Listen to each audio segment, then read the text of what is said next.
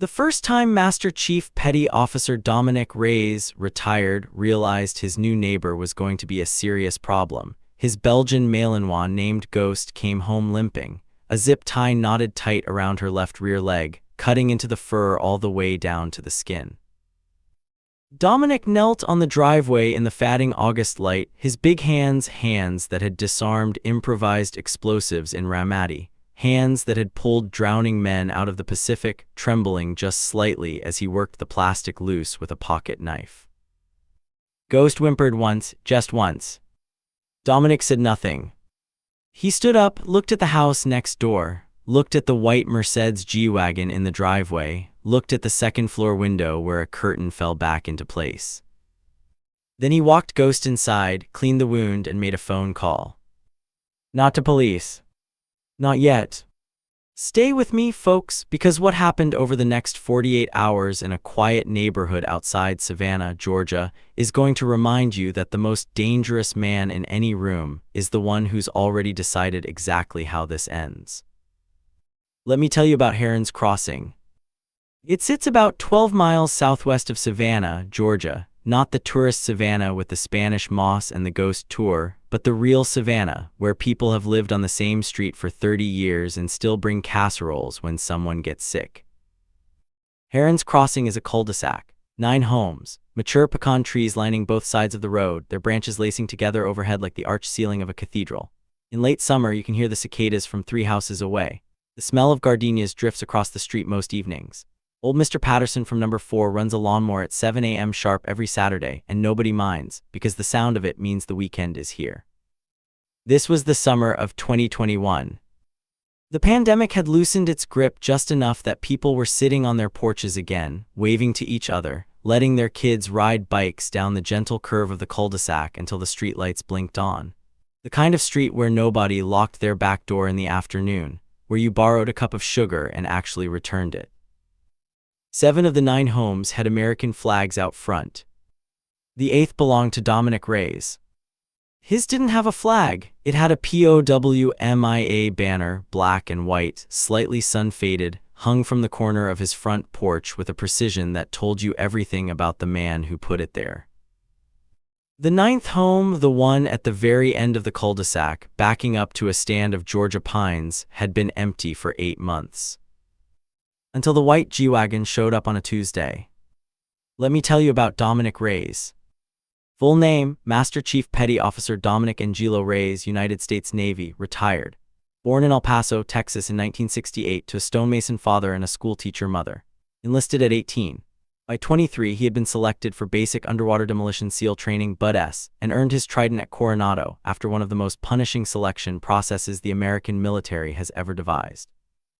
He served 26 years, SEAL Team 3, SEAL Team 6, 2 tour in the Gulf War, 3 in Iraq, 1 in Afghanistan, classified operations in places he still doesn't name for agencies whose letterhead he still won't describe. He was awarded the Silver Star, 2 Bronze Stars with Valor, and a Navy Commendation Medal with Combat V. His service record runs 47 pages. 12 of those pages remain classified to this day. He retired in 2015 at 47 years old to Heron's Crossing, Savannah, Georgia, because his late wife, Alina, had grown up 3 miles from there, and because she had made him promise 10 years before she died of ovarian cancer, that wherever he finally put down roots, it would be somewhere with pecan trees and cicadas and the smell of gardenias in the evening. He kept that promise. He bought the house, he planted gardenias along the front walk. He built a woodworking shop in the garage. He made furniture, now beautiful furniture, solid oak tables and rocking chairs that 3 of his Heron's Crossing neighbors owned and treasured. He cooked his own meals. He read history books on the porch. He attended the Thursday morning Veterans Breakfast at the VFW Hall on Abercorn Street. And he had Ghost. Ghost was a 7-year-old Belgian Malinois. 70 pounds of lean muscle, amber eyes, a black-tipped muzzle, and the kind of intelligence that made strangers nervous. She had been a military working dog, deployed alongside Dominic on his final tour, trained in explosives detection and personal protection. When Dominic retired, he had pulled every string he had called in a favor from a captain he'd served with, written 3 letters, waited 14 months to bring Ghost home with him. She slept at the foot of his bed. She sat beside him in the woodshop. She walked with him every morning at 5:45 down Heron's Crossing and back through rain and Georgia heat alike. The neighbors adored her. The Patterson kids from number 4 used to run to the fence to pet her on Saturday mornings. Ghost would sit perfectly still for them, patient as stone, letting small hands grab her ears. Dominic had a slight limp, left knee, the result of a hard landing during a training jump in 1999 that had never quite healed right. He never mentioned it. He never complained about much of anything, actually. He moved through Heron's Crossing with the unhurried certainty of a man who had seen the very worst the world could do, and had decided that a pecan tree at dusk and a cup of black coffee at sunrise were, in fact, more than enough. He was 53 years old. He was quiet. He was patient. He was not a man you wanted as an enemy. Nobody on Heron's Crossing knew this yet, but they were about to find out. The moving truck arrived on a Tuesday morning in late June of 2021, one of those white Georgia days where the humidity sits on your shoulders like a wet wool coat and the air smells like warm asphalt. It wasn't just a moving truck. It was a convoy. 2 moving trucks, a pearl-white 2021 Mercedes-Benz G-Wagon, a charcoal gray Tesla Model X, and a flatbed trailer carrying, and I want you to picture this clearly, a hot tub, still in its factory wrapping, being delivered to a house that hadn't even been fully inspected yet. The man who stepped out of the G-Wagon was 36 years old, 5'10", wearing a salmon pink linen shirt with the sleeves rolled to the elbow and sunglasses that cost more than most people's car payments. His name was Prescott Lane Wyndham III. Let that name sit for a second. Prescott Lane Wyndham III. He was the founder and CEO of a tech startup called Veloc IT Solutions, a data analytics firm that had pulled in $34 million in Series B funding the previous year. His LinkedIn profile listed 41 accomplishments and described him as a disruptive innovator and visionary problem solver. His Instagram had 112,000 followers, most of whom he had purchased. He had never served in any branch of anything. He had moved to Savannah, he told people, to escape the Bay Area energy and manifest a new chapter. He had bought the house at the end of Heron's Crossing in an all-cash transaction, $890,000, without once visiting the property in person. He sent his assistant to do the walkthrough. The first red flag appeared before the moving truck was even half unloaded. Mr. Patterson from number 4 walked over. This is Gerald Patterson, 61, retired postal worker, the kind of man who shakes hands with both of his to introduce himself and offer to help. Standard Heron's Crossing welcome. Prescott looked at him the way you might look at a parking meter that was already expired. "We're good," he said, and turned back to his phone. Gerald stood there a moment, smiled anyway, walked back to his own yard. By noon, Prescott's crew had parked the Tesla on the lawn, not the driveway, the lawn, crushing a strip of St. Augustine grass that the previous owners had spent 6 years cultivating. By 2 o'clock, music was coming from the open second-floor windows. Not music exactly, bass, the kind that travels through walls and settles in your back teeth. By 4 o'clock, Dominic Reyes had walked Ghost past the new house twice, glancing over quietly, saying nothing. By 5 o'clock, Prescott had already violated 3 HOA guidelines and introduced himself to exactly 0 neighbors. And by 6 o'clock, he had leaned over his back fence, a brand new 6-foot cedar privacy fence that his crew had installed that very afternoon, 18 inches over the property line, and said to Dominic Reyes, who was sitting on his back porch with a glass of iced tea, "Hey, your dog barks in the morning. You need to do something about that." Ghost had not barked that morning. Ghost almost never barked. Dominic looked at Prescott for a long moment. "Good evening," he said. That was it. That was the whole response. Prescott waited, apparently expecting more. Getting nothing, he made a sound between a laugh and a scoff and went back inside. "Now let me pause here and ask you something. Have you ever truly met someone in the first 5 minutes and known, bone deep, that there was going to be a problem? Drop a comment and tell me," because Dominic Reyes knew. He'd spent 26 years reading people in environments where being wrong about a person could get you killed. He knew exactly what Prescott Lane Wyndham III was. He went inside, opened a fresh notebook, navy blue cover, college ruled, wrote the date at the top of the first page, and began writing. 2 weeks passed. Prescott was not a subtle man. The bass from his stereo system ran until 11 midnight, sometimes 2 in the morning on weekdays. He had begun using Dominic's section of the shared alley behind the houses as overflow parking, not occasionally, not by accident, but routinely, deliberately, blocking access to Dominic's back gate with a silver Porsche Cayenne that apparently belonged to one of his frequent houseguests. He'd had 3 parties in 14 days, the kind of parties where catering vans show up at 4 in the afternoon and guests are still leaving at 3 in the morning. None of the neighbors had been invited. Dominic documented everything: date, time, decibel estimates, license plate numbers, photographs from his back porch. He had, within the first week of Prescott's arrival, installed 2 additional security cameras, one covering the shared alley, one covering the back fence line. He did this quietly over a single afternoon without making any announcement about it. Here's what nobody knew at the time. Dominic had also noticed on day 3 of Prescott's residency that the new cedar fence along their shared property line was not on the property line. It was 18 inches into Dominic's yard. He checked the survey stakes himself. He still had Alina's original property survey in a file folder in the second drawer of his home office desk, right where she'd put it when they'd bought the house in 2015. The fence was encroaching on his land. He noted it in the notebook. He did not mention it to Prescott. Not yet. On a Wednesday morning in mid-July, Dominic walked over to Prescott's front door. He wore a clean gray shirt and khaki pants. He carried nothing. He rang the bell. Prescott answered in a bathrobe at 10:30 in the morning, coffee mug in hand, already on a phone call. He held up one finger, the universal symbol for "you are less important than what I'm currently doing," and stood there making Dominic wait on his own doorstep for 4 minutes. When he finally ended the call, he looked at Dominic with the expression of a man who finds inconvenience personally offensive. "What?"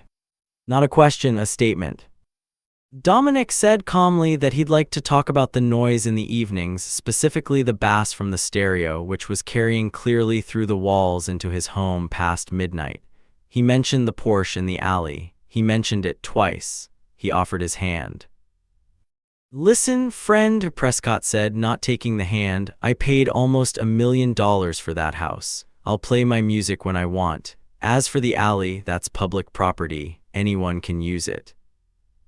"It isn't," Dominic said. "It's private easement shared between the 2 properties. The HOA bylaws are clear on that." Prescott smiled, the kind of smile that doesn't reach the eyes. "Tell you what, friend, you go find yourself a hobby, maybe whittle something, and let the grown-ups handle the neighborhood." He closed the door. Dominic stood on the porch for 1 beat, 2. Then he turned, walked home, and wrote it all down. Now let me pause here and ask you something. Have you ever tried to be completely reasonable with someone who has absolutely no interest in being reasonable? Someone who interpreted your civility as weakness? Drop a comment, tell me what you did. Because what Dominic did next, what a man with 26 years of SEAL training and a classified service record does when someone closes a door in his face, is not what you might expect. He went back to his woodshop. He turned on a lathe. And he started making a rocking chair. Because men like Dominic Reyes understand something that men like Prescott Wyndham will never understand. Patience is not weakness. Patience is strategy. August arrived like a hammer. The heat in coastal Georgia in August is not normal heat. It sits on the ground. It radiates up from the pavement. The air smells like pine resin and warm earth and the distant salt flat edge of the marsh. By 7 in the morning, it was already 90 degrees on Heron's Crossing. And Prescott Wyndham was just getting started. Week 3, a bag of trash appeared on Dominic's front lawn, not beside the mailbox. On the lawn, tied off, set down deliberately right in the center of the St. Augustine grass. No note. Dominic photographed it, bagged it, dropped it at the curb, wrote it in the notebook. Week 4, the Porsche in the alley again, now every single night. Dominic filed a formal complaint with the HOA. The HOA sent Prescott a written notice. Prescott, according to the HOA secretary, a woman named Brenda Tillman who would later become an important witness, responded to the notice by email with 2 words that I will not repeat on this channel. Week 5, Dominic came home from the Thursday VFW breakfast to find a dent in his rear bumper. His truck, a 2018 Ford F-250 Super Duty, dark green, the kind of truck that says I use this for actual work, had a fresh crescent dent on the right rear panel. No note, no apology. One of his cameras caught a gray Tesla reveering too wide out of Prescott's driveway. The timestamp was 9:47 in the morning. Dominic filed a police report. The responding officer looked at the footage, nodded, said he'd follow up. He didn't. Dominic wrote that in the notebook too. Week 6, Prescott filed a complaint with Chatham County Animal Control claiming that Ghost was running loose and threatening pedestrians. Ghost had not been off her leash in 6 weeks. The complaint was investigated and dismissed in 48 hours, but it put Ghost's name in a county database. Dominic looked at that complaint for a long time. Then he picked up the phone and called his attorney, a woman named Margaret Cho, who had an office on Bull Street in downtown Savannah and who had represented Dominic in his home purchase and in the settlement of Alina's estate. He asked her to start building a file. What kind of file? She asked. A thorough one, he said. And then, here's the detail I want you to hold on to, because it matters. He drove to a Lowe's on Abercorn Street and bought a specific piece of hardware, a Nestcam IQ with a 4K sensor and night vision capability. He mounted it inside his garage window, angled to cover the back fence and the gate to Ghost's yard. He had 5 cameras now, 5 angles, all recording, all time-stamped, all backed up to a cloud server. Here's what nobody knew at the time. Dominic had also quietly, over the course of 3 evenings at the dining room table he had built himself from a single slab of Georgia oak, begun cross-referencing Prescott Wyndham's public business records. Veloc IT Solutions, SEC filings, Georgia Secretary of State records, LinkedIn connections, Crunchbase, courthouse records. What he found would have stopped most people cold. He kept it in a separate section of the notebook. He said nothing. He went back to the wood shop. He finished the rocking chair. On a gray Saturday morning in September the 24th, a little before 6 a.m., with a low fog rolling in off the marsh and the cicadas still quiet, Dominic woke up and reached for Ghost. She wasn't there. The foot of the bed was empty. Her collar and tags were on the floor, not the front door, not the yard, not her dog door, on the floor, as if they'd been removed. He was outside in 30 seconds, barefoot, calling her name. Ghost's yard, a fully fenced, padlocked side yard that Dominic had built specifically for her with a combination lock he changed monthly, had been opened. Not broken. Opened. The lock was on the ground, intact. Someone had known the combination or had a tool that could defeat it or had lifted the gate off its hinges. Ghost was gone. Dominic did not panic. He moved the way men move when they've been trained beyond panic, methodically, rapidly, his mind already triaging information. He pulled the camera footage on his phone within 90 seconds. The Nest Cam at the garage window had captured everything. At 2:17 in the morning, a figure in dark clothes and a hood had come over the back fence, Prescott's fence, the illegal fence, with a bolt cutter. They'd cut through the padlock shackle on Ghost's gate and let her out with something, food, from the look of it. Ghost had gone willingly, tail low but moving, which meant she hadn't been harmed. Not yet. The figure walked her back over a section of the fence where a removable panel had been prepared in advance. This had been planned. This was not impulsive. Someone had watched Ghost's routine, studied the lock, prepared an exit route. Dominic watched the footage 3 times. Then he looked up at Prescott's house. Every light was off. The G-Wagon and the Tesla were both in the driveway. He went inside. He sat at the dining room table, the one he'd built, with a cup of black coffee. He placed his phone in front of him. He placed the notebook beside it. He thought for 11 minutes.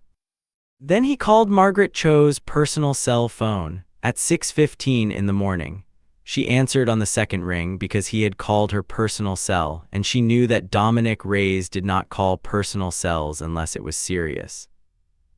Ghost is gone, he said. I have footage. I need you to file an emergency motion this morning. I'll be at the courthouse when it opens, she said. Then he made a second call. This one to a number in Virginia with a 703 area code. The man who answered had a voice like gravel on a concrete floor, and the 2 men had served together for 14 years, and that is all I will tell you about that call. Except this, the conversation lasted 6 minutes, and when it ended, Dominic said 2 words. Thank you, Commander. Now I want you to understand something about the next 36 hours on Heron's Crossing. On the surface, nothing appeared to happen. Dominic walked his usual route at 5:45 in the morning, alone this time, without Ghost, and if you think that image doesn't hurt, you've never watched a man who's lost his partner walk by himself through a quiet street in the gray morning. He waved to Gerald Patterson. He came home. He had coffee. He went to the woodshop. If you think Dominic Reyes is going to let this go, you have never met a man like Dominic Reyes. And if you're wondering where Ghost is right now, stay with me. Because the answer to that question arrives in a courtroom, and it arrives with everything Dominic has been building for 3 months. Now let me pause and ask you something. If someone stole your dog, your partner, your companion, your family, what would you do in those first hours? Would you go straight to the door, call 911, post on social media, tell me in the comments? Because what Dominic chose to do was something much more surgical, and it was the right call. Here's what nobody knew at the time. Actually, let me rephrase that. Here's what Prescott Wyndham didn't know. Because it turned out most of it was already known by federal investigators, by the Georgia Bureau of Investigation's Financial Crimes Unit, and by a very patient former Navy SEAL who had spent 3 weeks quietly building a dossier at his dining room table. Let's start with Prescott Solutions, the $34 million startup. The disruptive innovator's pride and joy had a problem. Specifically, it had an investor fraud problem.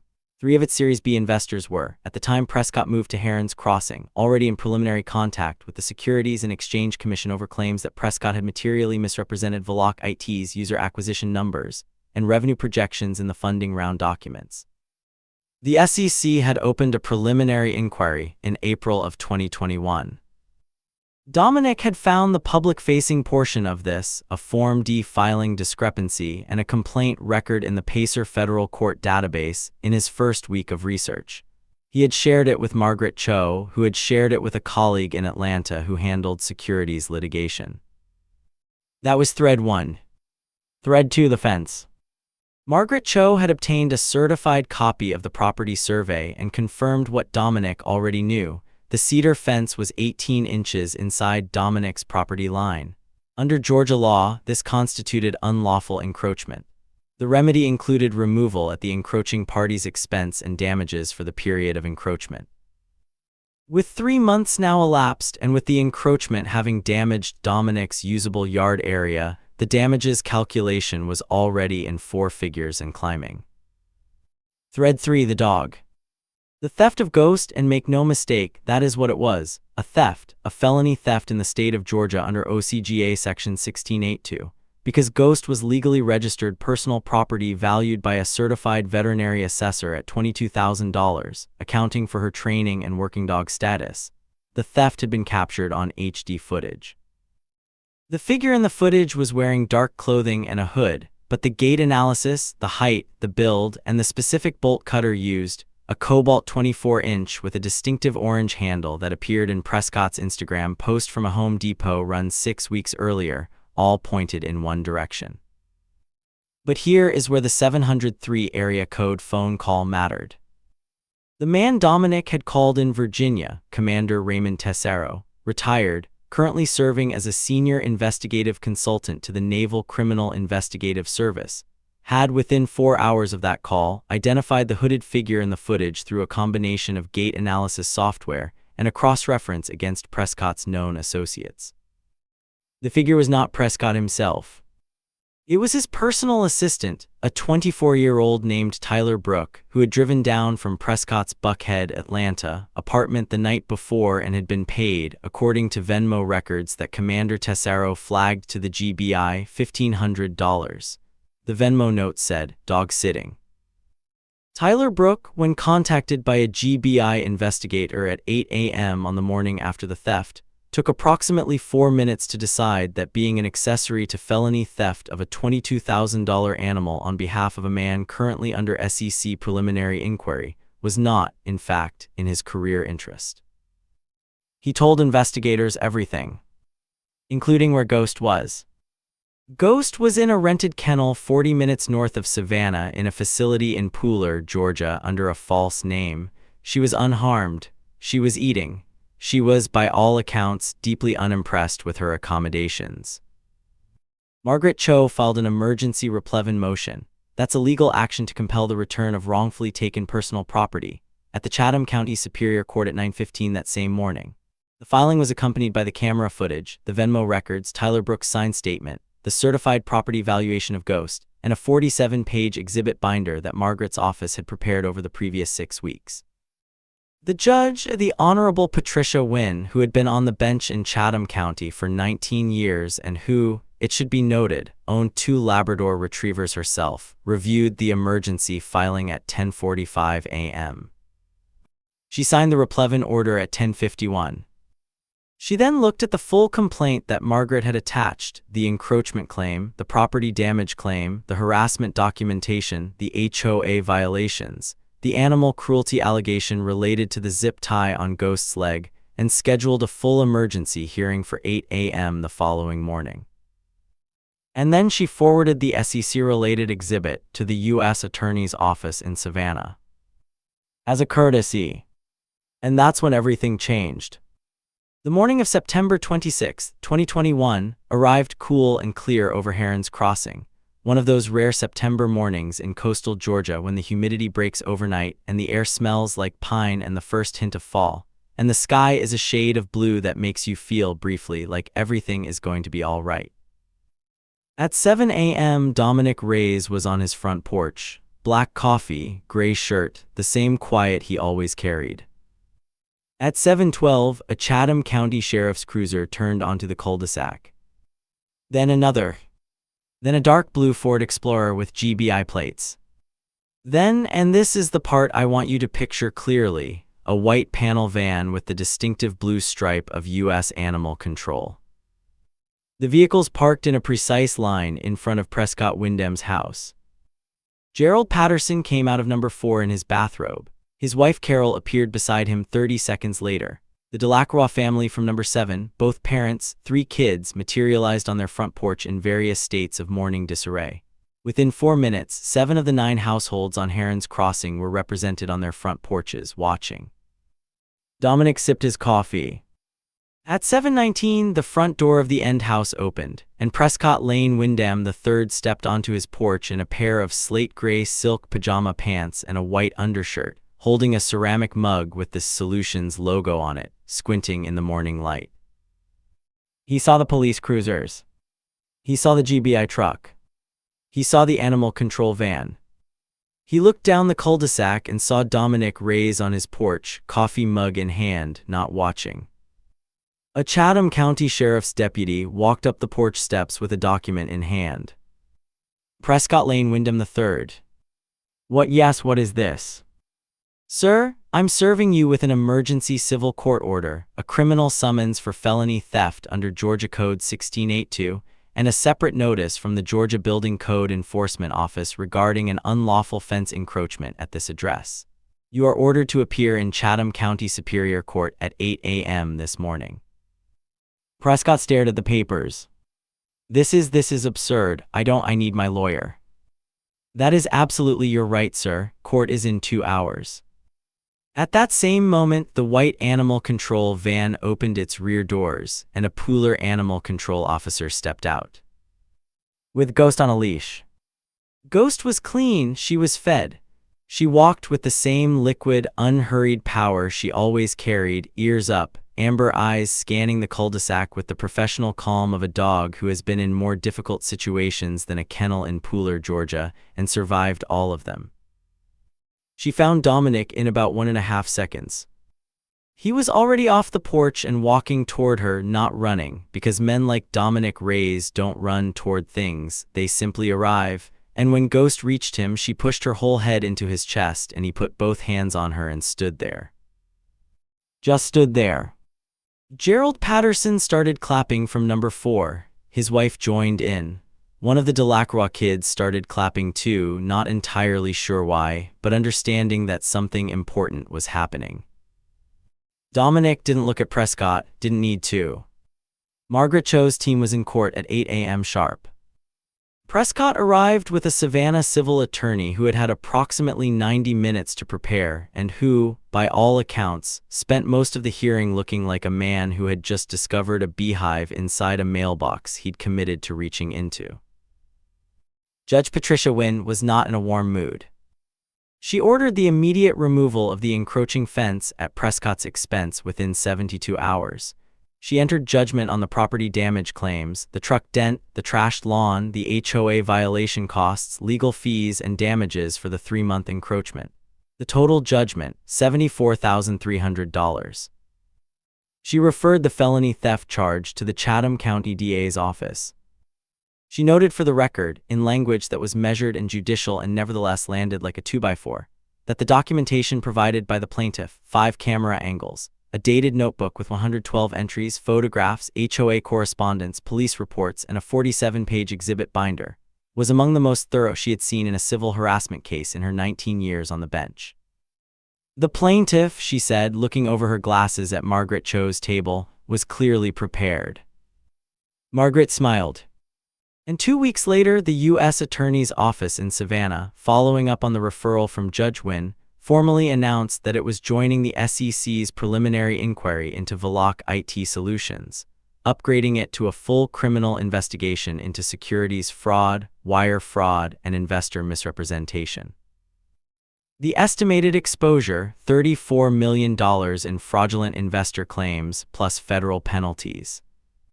Prescott Lane Wyndham III retained a federal criminal defense attorney. The retainer was $400,000. He put the house on the end of Heron's Crossing on the market 2 days later. The cul-de-sac went quiet in a way it hadn't been since June. The bass was gone, the catering vans stopped coming, the Porsche disappeared from the alley, the Tesla sat in the driveway for 2 weeks without moving, and then it was gone too. A fence crew arrived on a Thursday morning, hired by Prescott's legal team, per the court order, and dismantled the cedar privacy fence panel by panel, exposing the 18 inches of Dominic's yard that had been hidden for 3 months.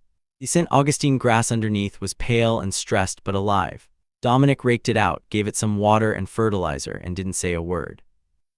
Gerald Patterson walked over that afternoon and stood beside him for a while, looking at the freshly exposed strip of lawn. "You doing okay?" Gerald asked. Dominic looked at the grass. "Getting there," he said. The for sale sign went up on a Friday. By the following Monday, there was a lockbox on the door. No open house, no neighborhood goodbye, no wave from the porch. One morning, a gray Tuesday in October, fog on the ground, the pecans dropping early, a moving truck came. Not a convoy, just the one truck. It was loaded quickly, efficiently, by people who clearly wanted to be somewhere else. The G-Wagon left first, the truck followed. Nobody on Heron's Crossing came outside to wave. The Delacroix kids were on their porch, watching. One of them waved anyway, because they were young enough to still believe in courtesy, but the G-Wagon didn't slow down. It turned off Heron's Crossing and was gone. Ghost sat on Dominic's porch and watched the truck go. Her ears tracked it until the sound faded. Then she put her head down on her paws and went back to sleep. Let me tell you what happened next. Tyler Brooke, Prescott's personal assistant, the man who had driven 4 hours round trip to steal a dog for $1,500, cooperated fully with the Chatham County DA. He pled to a misdemeanor charge of accessory to theft, paid a fine of $2,000, performed 80 hours of community service, and was placed on 12 months of probation. He moved back to his parents' house in Athens, Georgia, and by all available accounts got a job at a landscaping company and has not been in legal trouble since. Prescott Lane Wyndham III was not so fortunate.